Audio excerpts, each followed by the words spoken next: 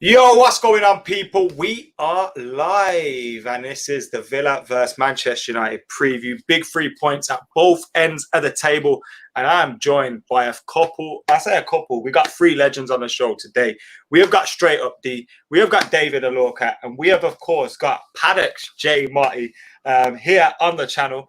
And we're here to talk about the big game that is coming up, Villa versus Manchester United. We got 5 league games left. We are on an incredible run at the moment. I had to write this down. Let's read this out. 16 games unbeaten, 43 goals scored, 6 conceded, 11 clean sheets. Okay. But there's still been a few worries about our defence, some might say. Boys, Lindelof might be of doubt for this game. How are we feeling about things? Obviously, that record's incredible. But also, are there any little nagging doubts? First off, what's going on? Yeah, all good. I don't want to say everyone's being polite.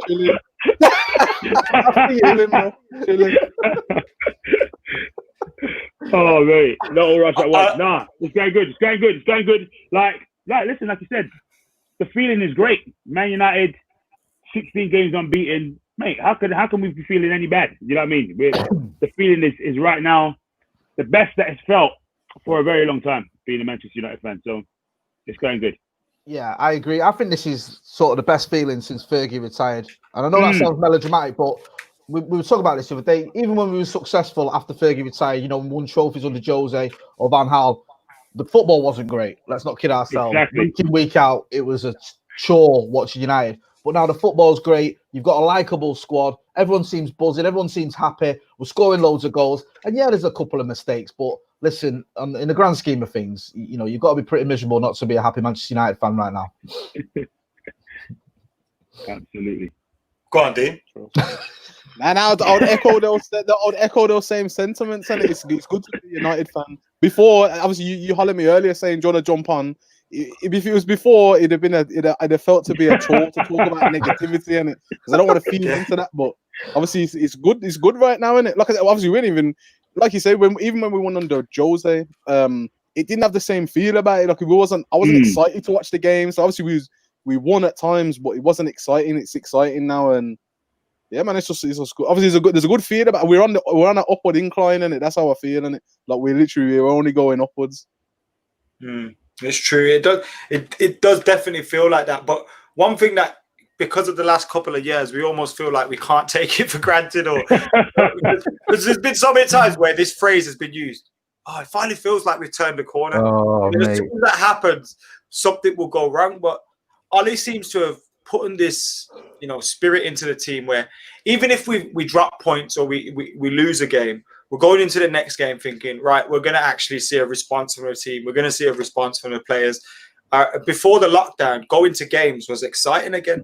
It didn't feel like you said, coming on here, it would have felt like a chore when we're losing. But when we're playing well and we're winning games, and even if we're not winning, we're just getting that feeling that our team are all committed to the same cause. It makes you feel a lot better about approaching things and waiting for the games to come on. I'm excited for this game on Thursday even, and you didn't get that feeling before.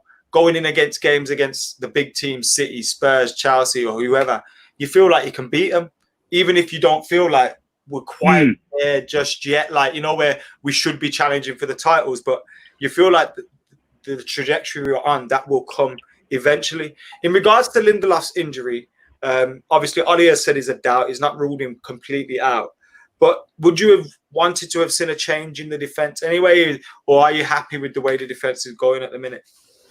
I personally think, although I'm not completely happy, I think Maguire and Lindelof need to get more games under the belt together. I think they need to. I know it's been a long season, but they still don't seem to have that understanding. And I think if you are going to go with Lindelof in most games, then you need to play him almost every game. Now with the injury coming in, obviously it looks like Eric Bailly will probably replace him. And listen, I think everyone loves Eric Bailly. Every United fan I talk to loves Eric Bailly, but it sort of summed him up the other day. I know it wasn't completely his fault, but it comes on. How are you going to sum him up? You know what I mean? Within a minute, he's giving away a penalty. Do you know what I mean? It's like there's always some craziness. And yeah, he's good box office and it's funny, but it's not so funny if we hadn't scored the goals we needed to win a game or whatever. So and plus the problem with Bailly is he just can't get a run. Even when Lindor was fit, Eric Bailly he picks up injuries or suspensions. I think he's yet to I can't remember him playing sort of 10 or 15 games, whatever. Which is what you need from a centre back. You need to develop that partnership. So I'm not overly worried if Bailly comes in for Lindelof, but I still think long term we need another option because I don't think you can rely on Bailly, and probably the jury's out on Lindelof, to be honest, as well. Was that really like? I feel like a lot of the goals that we've conceded, and this is kind of unfair because in some of the games it's been excellent. Maguire's come into question a lot of them. You think of Cantwell's goal, even that bit, just before the penalty against Bournemouth, it came from a Maguire misplaced pass, and then like Bailly looked erratic trying to clean up after him, but it didn't actually stem from Eric Bailly coming through and making a mistake. And the goal, obviously, I think if one of our players scores that goal, we're talking about the player that scored rather than the keeper or the defense. But you could have said that, should he be getting megged like that, really? Like a bit of Cantwell could have closed him down. So I think there's been a fair few moments where Maguire's kind of come under the spotlight a little bit more when I would have expected it to be maybe Lindelof. Who do you think our strongest centre-back partnership is, Dave? To be honest with you, I think right now it's got to be the one that's been consistent at the moment, which is Lindelof and Maguire. But to be honest with you, I'd like to see Bailly get a good run in. The funny thing is, when he came on at halftime, I was like, listen, this is the wrong time to put him on. Like, I just knew he was coming in cold, yeah? He's coming in cold. He ain't really had a touch of the ball yet. And I knew that initially, you know what I mean? Bailly can be like that. It can be a little bit erratic at times. But at the start of that game, I saw Bournemouth were really pressing on that side of the field. They saw AdamMcKola was getting forward, and they looked at the lack of pace that Victor Lindelof had, and they kept on popping balls during that direction. I think that's one of the reasons as to why Ole took him out from that basis. So it's a tough one. Like I said, we all love Eric Bailly, but he does look like he's always got like he might have a little 1-2 mistake in him. But the thing about it, because he's such a nice guy, we don't really like look at it too badly, especially if we don't end up losing the game. But I agree with you 100%. I think we definitely do need to re-strengthen in that area. I think we definitely do need a centre back that has good experience. Definitely a centre back with pace as well, because like I said, Victor Lindelof is really good at reading the game, but he can get burnt too easily for me. What do you reckon, Dean, about the defence? Yeah, I mean, I'd say similar in terms of, I think Lindelof and Maguire is probably the best partnership. But for me, as much as Bailly's not, he can't get a run in the team, and he can't he can't get a run in the team to stay in it. For me, I would based on attributes, I would pick up Bailly all day. But Lindelof can stay in the team longer, and he's more of a consistent performer. But for me, his level's still a bit too low, and I think that we need to get someone else. But in terms of obviously the hierarchy of things that we need to change, I don't think centre back's the most important thing to change. I think we can get by with what we have, because again, obviously you got Wan-Bissaka on that side who's just 30 and obviously he can cover. Shaw's been getting better as well. So I think you can kind of pick and you can not saying we would want to change him every game, but I think the partner to go alongside Maguire, I think you could potentially look to change. But with your point with Maguire getting done and that, like, to me, some of the things are just individual brilliance. Like the Stanislas one, like people get megged in it. Like we should have cleaned it up before it got to the nutmeg. However, you can just get done in it. So it's so true. I don't know, like I said, I would go with Lindelof. You played in the Prem as well, isn't it? It's like these are good players you're playing against, regardless of whether they play for Bournemouth or not. They got the ability in them to tuck a nutmeg on anybody and twist up a defender. But Rio coming out and saying we needed a defender with pace as well. I kind of hear that because you don't quite feel 100% certain on every defender yet, and we need to get there. But like you say, it's not in the hierarchy of where we need to fix things. It's probably not top. But this week there was a story which said Ole doesn't even consider it. You know, he thinks a right forward, a striker, a holding midfielder are more important. Would you agree with that? Yeah. Ollie's on firepower right now. You see what I'm saying? Listen, Ollie right now is on attack business. Like I think he severely believes that the back line is strong enough to contain, to not lose games if we've got a powerful enough attack to score goals. And from that perspective, and especially from a fan perspective, we'd enjoy that more than focusing on like on simply on defensive side. Obviously, that's a place that we have to strengthen. But I think the way in which Ollie's looking at it, he's looking at it from not only from a Manchester United heritage perspective, but also from like an entertainment perspective, and from the reality that listen, we've got boys that can kick balls, to score goals. And the truth is, that's how you actually put fear into teams. You need to put fear into teams by putting them to the sword. And I think that's what Ole's focus is on right now, reinstalling the fear into coming to Old Trafford, or even the fear into Manchester United coming to where you're at, because of the firepower that we've got going forward, because of the people that can come off the bench. You know, like the FA Cup game, it was looking a bit shaky, Warrior, for a bit, and he was like, all right, cool, we're just gonna bring the man them on. You see what I'm saying? And then you know what I mean? And then there you go. And it's like it's installing that and the knowledge that you know sometimes when you take players off the bench and they come into the game, you think, I don't really know if it's really going to change anything. But back in Ole's period, Ole's time, bro, listen, man were coming off the bench and licking goals. And I think right about now, that's what Ole's looking for. He's looking to create a team, not just a starting 11, a team that absolutely strikes fear. That you look at that bench and it's like, my man's coming on. It's going to be all types of peak right about now. You know. Yeah, I mean, you look at it as well. You got the feeling in the summer that Ollie dealt with the defense in a way. He got Wan-Bissaka, he got Maguire. He spent 120 odd million quid, and it was like, right, I'm going to deal with the defense. I've done that. Now I'm going to sort out the midfield and the attack. And he's sort of getting there. So I don't really know if he'd be looking back and going, oh, and I still need to buy defenders. And also, you know, I know there's question marks about Bailly. I know there's question marks about Lindelof. And I know Axel Swanzabi's been injured as well. But you wouldn't necessarily give up on any of those players. You know, like Axel, he's just had a horrible season because of injury. But the season before, Villa fans were raving about him. They were like, listen, this guy is gifted. And a lot of United fans thought now he's going to kick on and get into the team. So it's a bit too soon to say, well, he's done. And same with Lindelof, it's probably a bit too soon to say, all right, he's not good enough.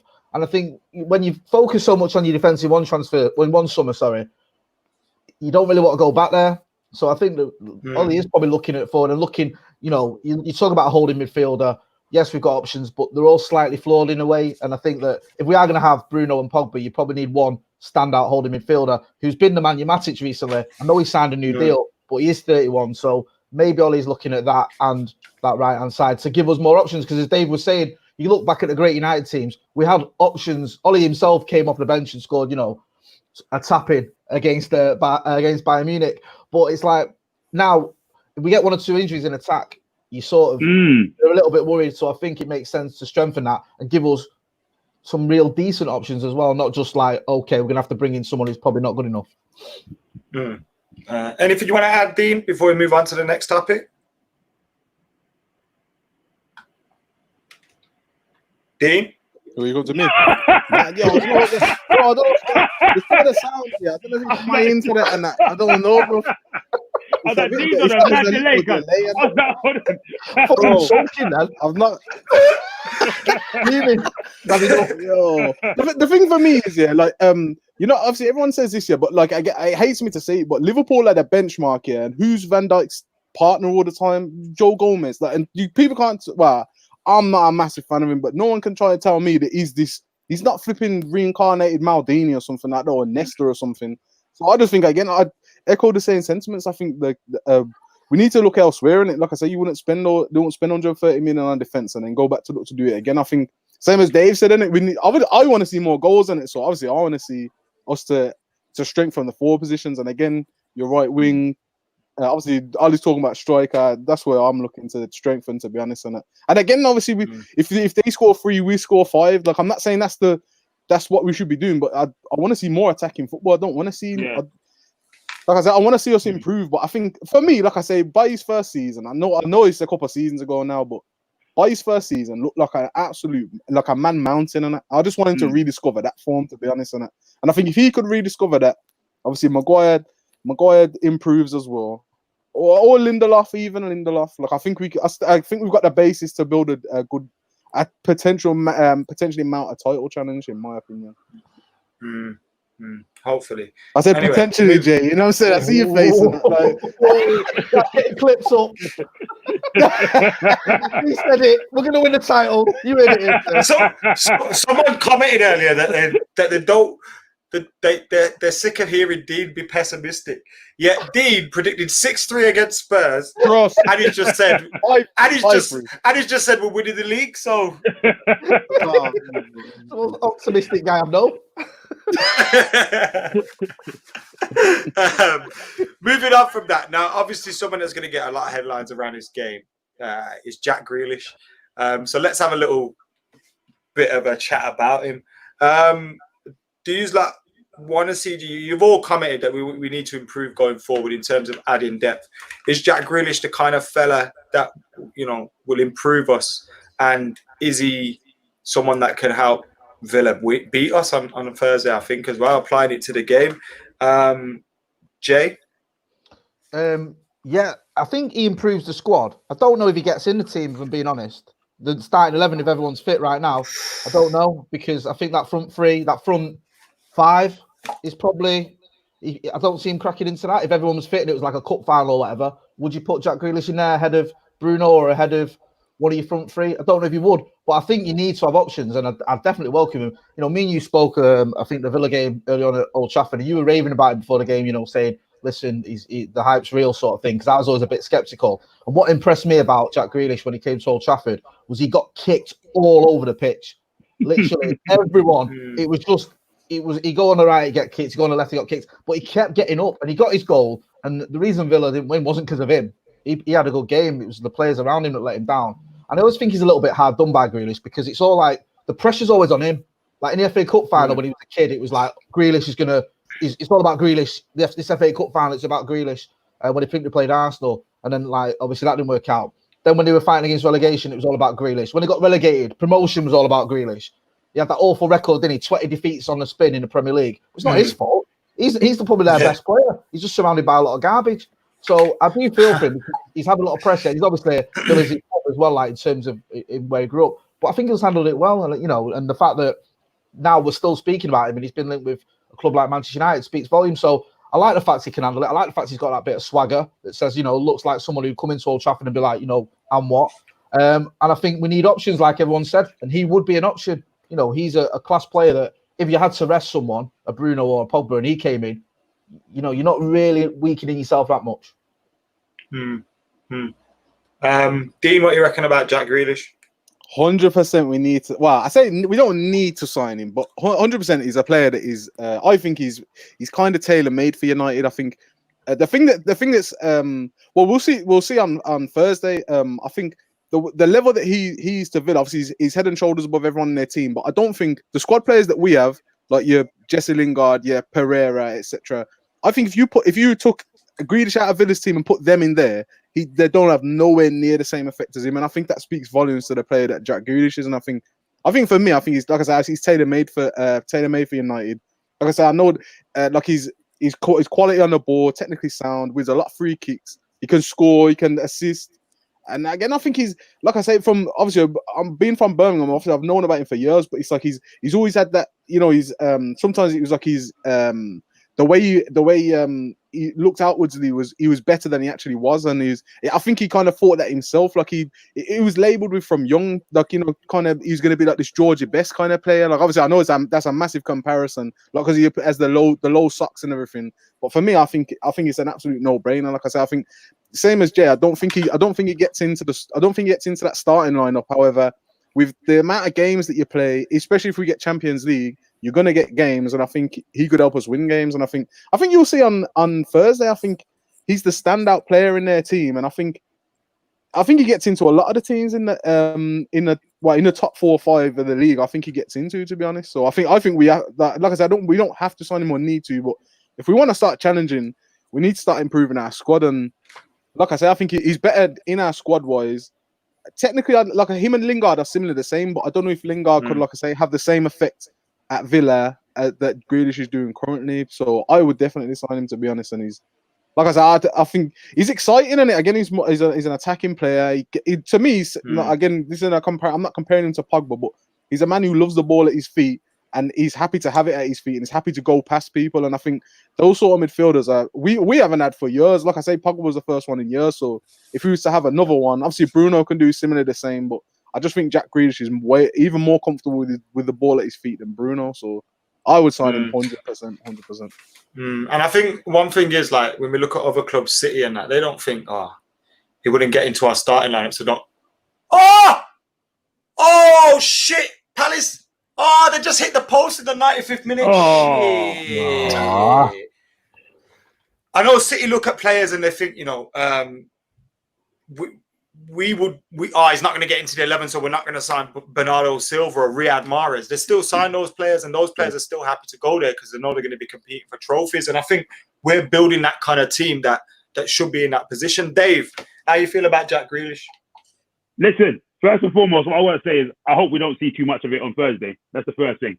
Secondly, imagine he didn't even start.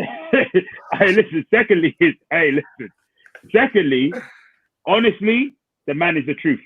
And the third thing I'm going to say is competition breeds success. You need competition for places. All right. Jack Grealish looks like he's a man that has that stock. Like he he believes in his source. So he's not coming to think, all right, I'm just going to come and collect the paycheck and just do a calm thing. Nah, he's like, I'm going to push these men to get into this side, which then elevates everybody else from that perspective. So for me, listen, I think he'll be a fantastic addition to the side. And like you said, look, we always focus on, the starting 11, maybe the bench. Like we have to start looking far wider than that if we want to compete on all fronts. And even if we want to compete on the sole front of winning the Premier League, you need players that are pushing each other for greatness. You look at what Brandon Williams did to Luke Shaw. Luke Shaw's a revitalized new man because Brandon Williams was right snapping at his heels on the madness. So you need to have that in that. You need to have that in that. You need to have players that are pushing the ones that even are better than them, that are pushing them to reach higher heights and reach higher levels. You need that. It's very well needed. And Jack Grealish is a top quality player. And I think, he'd be a great addition to our side. Yeah, definitely agree. I don't know how he's got. He ain't got no England caps, to be honest. They seem to give him away these days, and he ain't got an England cap. Yeah, that is madness. I don't know how Mason Mount gets in the team ahead of him either. It's a joke. Francie Brady, thank you for the super chat. He says, Grealish at the level of players we are getting rid of. We need to improve the first 11 and relegate current guys and make them compete. See, thank you, by the way, Francie, for supporting the channel and getting involved. In relation to that, I think we're possibly seeing the likes of Jesse Lingard, Juan Mata, they're being linked with moves away from Manchester United. I think if you're replacing, Pereira and Lingard and Mata with Jack Grealish on your bench, I think you're moving in the right direction for sure. Right, we've not got long left, so let's get stuck into these predicted 11s. Dave, we'll come to you first. What do you think for predicted 11? Predicted 11. I'm going David De Gea in goal. Right to left, Aaron Wan-Bissaka. To be honest with you, I'm thinking. I know they're talking about Victor. All right, I'm gonna go Eric Bailly. Eric Bailly, Harry Maguire, Luke Shaw, Nemanja Matic, Paul Pogba, Mason Greenwood, Bruno Fernandes, Marcus Rashford, and Anthony Martial leading the line. So not many changes then? No, just the one. Well, unchanged from the way in which the team started the second half against Bournemouth.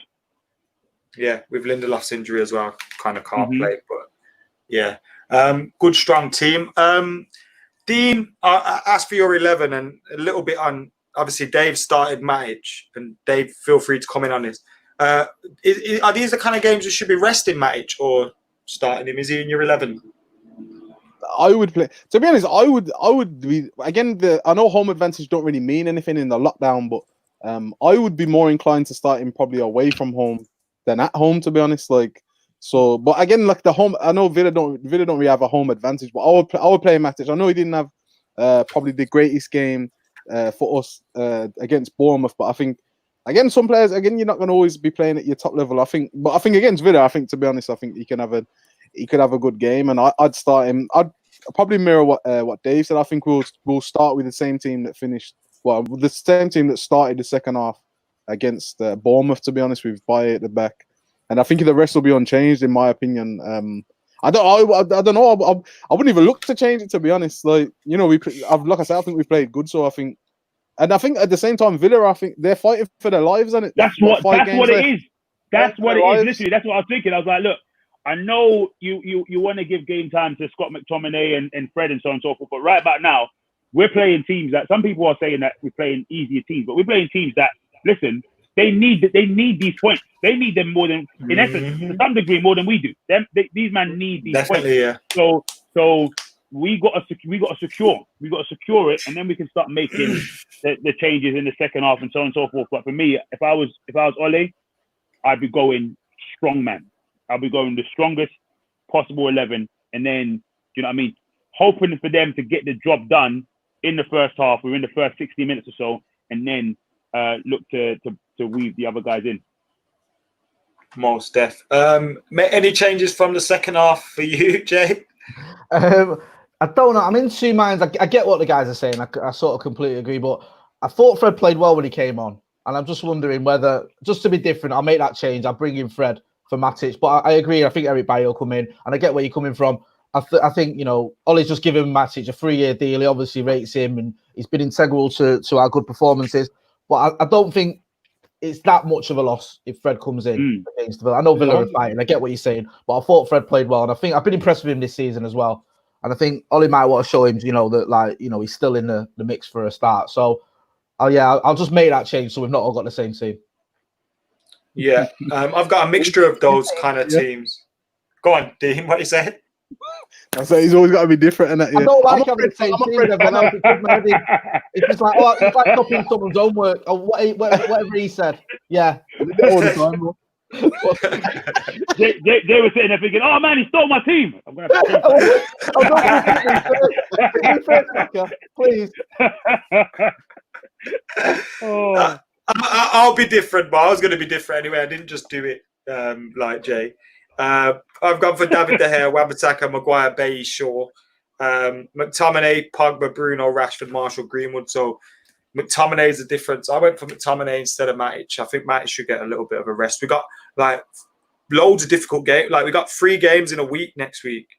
Crystal Palace away in that, Chelsea at Wembley, and Southampton at home, which I'm worried about that one now. After Hasenhutl's performance against who was that again? Man City. Obviously, our goalkeeper don't chill 30 yards off his line, you know. So I don't think I don't think De Gea's going to get lobbed. He's live at the moment. Wow.